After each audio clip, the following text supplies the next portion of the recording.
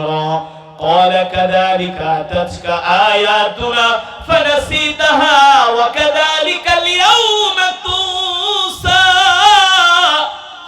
আল্লাহ রাব্বুল আলামিন বলেন, যারা এই দুনিয়ার জমিনে কোরআনের মাজমায় আসবে না, কোরআনের তেলাওয়াত করবে না, কোরআনের তেলাওয়াত শুনবে না, আমি আল্লাহ হাসরের ময়দানে তাদের চোখগুলো অন্ধ করে দিব। কি করে দিবেন? যারা কোরআনের মাজমায় আসবে না, কোরআনের বয়ান শুনবে না, কোরআনের তেলাওয়াত করবে না, আল্লাহ তাআলা বলে আমি হাসরের ময়দানে তাদের চোখগুলো অন্ধ করে দিব। অন্ধ, তারা চোখে দেখবে না হাসরের মাঠে, তারা হাসরের মাঠে অন্ধ অবস্থায় উঠবে, অন্ধ অন্ধ। তখন তারা আল্লাহ তাআলাকে ডাক দিয়া বলে, আল্লাহ, দুনিয়াতে তো আমাদের চোখ ছিল, দুনিয়াতে তো আমরা চোখ দিয়া দেখতে পারতাম, এখন কেন আমরা চোখে দেখি না? আল্লাহ তাআলা বলবে, শোন, দুনিয়াতে আমি তোদেরকে চোখ দিয়েছিলাম আমার কোরআন পড়ার জন্য। কি পড়ার জন্য? দুনিয়াতে আমি তোদেরকে চোখ দিয়েছিলাম, এই চোখ দিয়া দেখে দেখে আমার কোরআন পড়বি। আল্লাহু আকবার। এই চোখ দিয়া দেখে দেখে কোরআনের মজমায় যাবি, ঠিক কিনা বলেন? এই চোখ দিয়া তোরা আমার ভয়ে চোখ থেকে পানি ঝরাবি আর আমার কাছে দোয়া করবি। দুনিয়ার জমিনে কোরআনও পড়স নাই, কোরআনের মজমায়ও যাস নাই, আর আমার ভয়ে এই চোখ দিয়া পানি ঝরাস নাই। এই কারণে আমি আল্লাহ আজকে তোদেরকে হাসরের ময়দানে অন্ধ হিসাবে তোদেরকে আমি দাঁড় করিয়েছি। আল্লাহ আমাদের হেফাজত করুন, বলি আমিন। সেই দিন যত আফসোস করেন কোনো কাজে আসবে না, ঠিক কিনা বলেন? সেই দিন যত দুঃখ করেন কোনো কাজে আসবে না। আল্লাহ তাআলার কাছে বলবেন, আল্লাহ আমাদেরকে ক্ষমা করে দেন। আল্লাহ তাআলা বলবে, তুই দুনিয়াতে আমাকে ভুলে গেছস, আজকে আমিও তোরে ভুলে গেছি। কথা সাপসুপ, স্ট্রেট ফরওয়ার্ড কথা, ঠিক কিনা বলেন? একেবারে স্ট্রেট ফরওয়ার্ড কথা। আল্লাহ তাআলা বলবে, দুনিয়ার জমিনে তুই আমাকে ভুলে গেছস, আজকে আমিও তোরে ভুলে গেছি।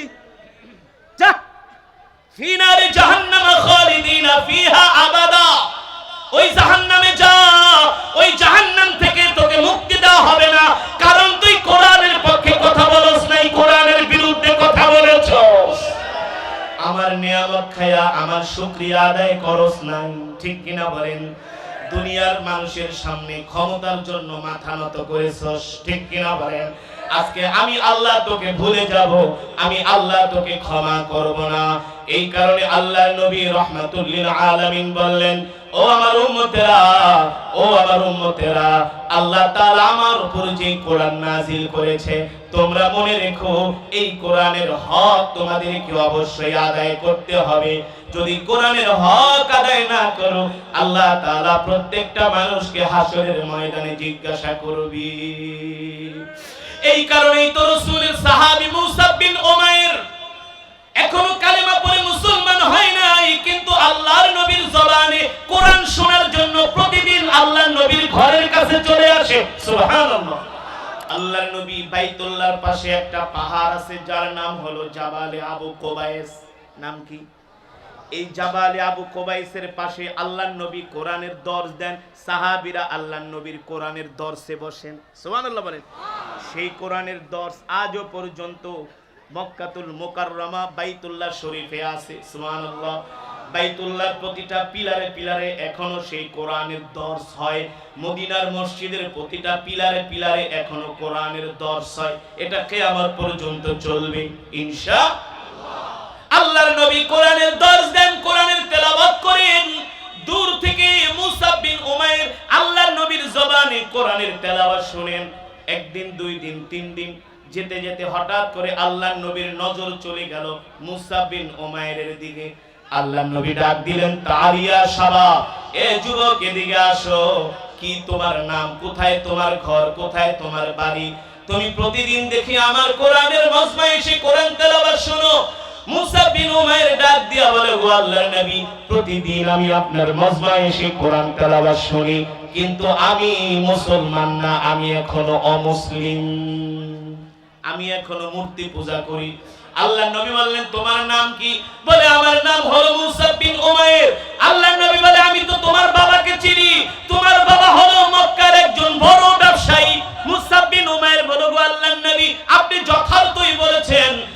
আমার বাবাকে চিনেছেন, আমার বাবা হলো মক্কার একজন বড় ব্যবসায়ী। আল্লাহর নবী বলে, শোনো, আমি তোমার বাবাকে চিনি, আমি তোমার পরিবারের লোককে চিনি। তোমরা তো অনেক ধনী মানুষ, তোমাদের অর্থের অভাব নাই, সম্পদের অভাব নাই। যুবক, তোমার বাবার মক্কায় অনেক ক্ষমতা, তুমি কেন প্রতিদিন আমার কোরআনের মজমায় আসো? মুসাব বিন উমাইর বলে, গো আল্লাহর নবী, আবু জেহেল আমার বাড়িতে যে বলেছে, শোনো মুসাব, তুমি ভুলেও কোনদিন মুহাম্মদ ইবনে আব্দুল্লাহর ধারে কাছেও যাব না। মুহাম্মদ ইবনে আব্দুল্লাহ নিজেকে নবী দাবি করে, নিজে কবিতা লিখে লিখে কোরআন বলে চালায় দেয়। ভুলেও মুহাম্মাদের কাছে তুমি যাবে না, তার কোরআনের তেলাওয়াত শুনবে না। মুহাম্মদ হলো একজন জাদুকর, মুহাম্মদ হলো একজন মিথ্যাবাদী। বলেন নাউজুবিল্লাহ, আর জোরে বলেন নাউজুবিল্লাহ। মুহাম্মদ হলো একজন গণক। মুসা বিন উমাইর আবু জেহেলকে প্রশ্ন করেছে, এ আবু জেহেল, আপনি কিভাবে মুহাম্মদকে গণক বললেন? বলে, শোনো, তোমার মনে যা খবর আছে মুহাম্মদ তোমাকে দেখলেই বলে দিতে পারে। আসলে আমার নবী তো বলতে পারে না, ওমা ইয়ান্তিকু আনিল হাওয়া ইন হুয়া ইল্লা ওয়াহয়ুন ইউহা। আল্লাহ তাআলা ওহীর মাধ্যমে আমার নবীকে জানিয়ে দেয়। আমার নবী গায়েব জানে না। জানে? নবী গায়েব জানে না, গায়েবের মালিক জোরে বলুন, গায়েবের খবর কার কাছে? আমার নবী গায়েব জানে না, গায়েব জানেন আল্লাহ। সুবহানাল্লাহ। ওমা ইয়ান্তিকু আনিল হাওয়া ইন হুয়া ইল্লা ওয়াহয়ুন ইউহা। আল্লাহ তাআলা জিবরাইলের মাধ্যমে আমার নবীকে আগে আগে সব জানিয়ে দেয়। আর আমার নবী মক্কার কাফেরদেরকে দেখলেই বলে দেয়, তুমি এটা করেছো, তুমি এটা করেছো। এই কারণে মক্কার কাফেররা আমার নবীকে গণক বলে। বলেন নাউজুবিল্লাহ। আল্লাহর নবী প্রশ্ন করলেন, মুসা, শোনো, আবু জেহেল বলে, আমি গণক, আমি জাদুকর, আমি কবি, আমাকে দেখে তোমার কি মনে হয়? মুসা বিন উমাইর বলেন, আল্লাহি রাব্বিল কাবা, রবের কাবার কসম খেয়ে বলি, যার চেহারা এত সুন্দর হতে পারে, যার জবানের কোরআনের তেলাওয়াত এত মধুর হতে পারে, সে কোনদিন কবি হতে পারে না, সে কোনদিন জাদুকর হতে পারে না। বলেন নাউজুবিল্লাহ, বলেন নাউজুবিল্লাহ। ওগো আল্লাহর নবী, আপনি কোনদিন কবি না, আপনি গায়ক না, আপনি কখনো জাদুকর না, আপনি হলেন রাহমাতুল লিল আলামিন। আল্লাহু আকবার। মক্কার কাফেররা আপনাকে কবি বলে গালি দেয়, জাদুকর বলে গালি দেয়, মিথ্যাবাদী বলে গালি দেয়। আপনাকে যারা মিথ্যাবাদী বলে, ওরা হলো মিথ্যাবাদী। আপনি হলেন রাহমাতুল লিল আলামিন, আপনি হলেন রাহমাতুল লিল আলামিন। মুসলমান, আল্লাহর নবীর জবানে কোরআনের তেলাওয়াত শুনে মুসা বিন উমাইর এতটা অভিভূত হলেন, আল্লাহর নবীর জবানে কোরআনের তেলাওয়াত শুনে। প্রধান অতিথির আগমন, প্রধান অতিথির আগমন, নারায়ে তাকবীর, আল্লাহু আকবার।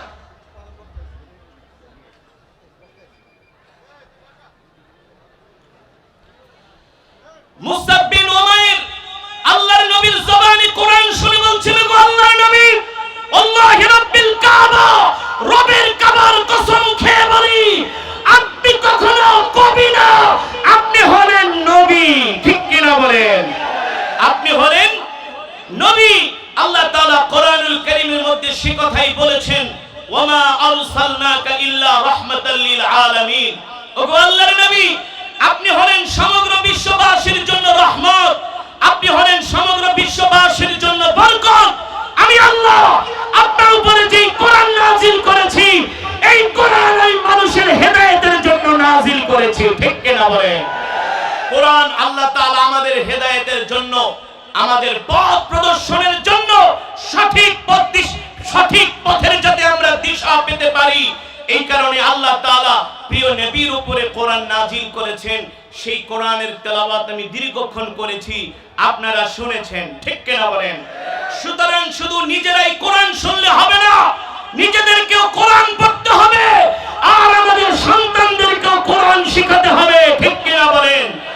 এখনো যদি আমরা সজাগ না হই, এখনো যদি আমরা সচেতন না হই, তাহলে ওই সমস্ত ইসলাম বিদ্বেষীরা ট্রান্সজেন্ডার কায়েম করে বাংলাদেশকে তারা ধ্বংস করে দিবে, আমাদেরকে তারা ঈমান হারা করে বেঈমান করে ফেলবে। ঠিক কিনা বলেন? এ কারণে আমাদেরকে কোরআন শিখতে হবে, আমাদের সন্তানদেরকেও কোরআন শেখাতে হবে। সামনে আসছে কোরআনের মাস, ঠিক কিনা বলেন? সামনে কোরআনের মাস আসছে, রমজান মাস। আমরা যারা কোরআন পড়তে পারি না, এখন থেকে আমাদেরকে কোরআন শিখতে হবে ইনশাআল্লাহ। আমরা সবাই কোরআন শিখব। এক মুসলমান আর এক মুসলমানকে কোরআন শিক্ষার জন্য দাওয়াত দিব। এক শ্রমিক ভাই আর এক শ্রমিক ভাইকে কোরআন শিক্ষা করার জন্য দাওয়াত দিব। তুমি কি কোরআন পারো? তুমি কি সূরা ইয়াসিন পড়তে পারো? নামাজের মধ্যে কি তুমি সহি করে কোরআন পড়তে পারো? আমরা এক শ্রমিক আর এক শ্রমিক ভাইকে আমরা দ্বীনের দাওয়াত দিব, কোরআনের দাওয়াত দিব। ঠিক কিনা বলেন? রাজি আছেন ইনশাআল্লাহ? আর আমরা শ্রমিক ভাইরা যার যার দায়িত্ব পালন করার জন্য সচেষ্ট থাকব। আল্লাহর নবী বলেছেন, আল কাসিম হাবিবুল্লাহ, যারা শ্রমিক তারা হলো আল্লাহর বন্ধু। সুবহানাল্লাহ বলেন। তারা হলো আল্লাহর বন্ধু যারা শ্রমিক, যারা নিজের ঘাম ঝরায়, যারা নিজের ঘাম ঝরিয়ে হালাল পয়সা উপার্জন করে। আপনারা যেটা ইনকাম করেন এটা হলো হালাল, আপনাদের পয়সায় এই বাংলাদেশ চলে। ঠিক কিনা বলেন? আপনাদের ঘাম ঝরানো পয়সা দিয়ে এদেশের এমপি মন্ত্রীরা BMW মার্সিডিজ গাড়িতে চড়ে। আপনাদের ঘাম ঝরানো পয়সা দিয়ে তারা গাড়ির পেট্রোল কিনে। আপনারাই হলেন এই বাংলার শ্রেষ্ঠ সন্তান। ঠিক কিনা বলেন? এদেশের গার্মেন্টস শ্রমিক আর প্রবাসীদের রেমিটেন্সে এদেশের অর্থনীতির চাকা ঘুরে। আপনাদের অর্থ হলো হালাল, আপনাদের উপার্জিত অর্থ হলো হালাল। এই হালাল অর্থ খেয়ে এই দিয়ে বাজার সদাই করে যদি 5টা ওয়াক্ত নামাজ সঠিকভাবে আদায় করতে পারেন, আল্লাহর কোরআন পড়তে পারেন, আল্লাহ তাআলা আপনাদেরকে বিনা হিসাবে জান্নাত দিয়ে দিবে। যদি আপনারা আপনাদের দায়িত্ব কর্তব্য সঠিকভাবে পালন করেন তাহলে। আর যদি কাজে ফাঁকি দেন তাহলে কার কাছে জবাব দিতে হবে? আল্লাহ তাআলা আমাদের সকলকে নিজের দায়িত্ব পালন করতে পারি, নিজের ঈমানি দায়িত্ব যেন পালন করতে পারি। আল্লাহ তাআলা আমাদের তৌফিক দান করুন, বলি আমিন। টঙ্গীর ইজতেমা ময়দানে পড়ব। টঙ্গীর ইজতেমা ময়দানে 2, 3, 4 তাবলীগ জামাতের ইজতেমা হচ্ছে, আলেমদের ইজতেমা। কাদের? আলহামদুলিল্লাহ, মাঠ আজকে কানায় কানায় ভরে গেছে। আলহামদুলিল্লাহ, আপনারাও যাবেন। আপনারাও কি ইনশাআল্লাহ একজন আরেকজনকে, এক মুসলমান আরেক মুসলমানকে দাওয়াত দিবেন। আল্লাহ তাআলা আমাদের সকলকে তৌফিক দান করুন।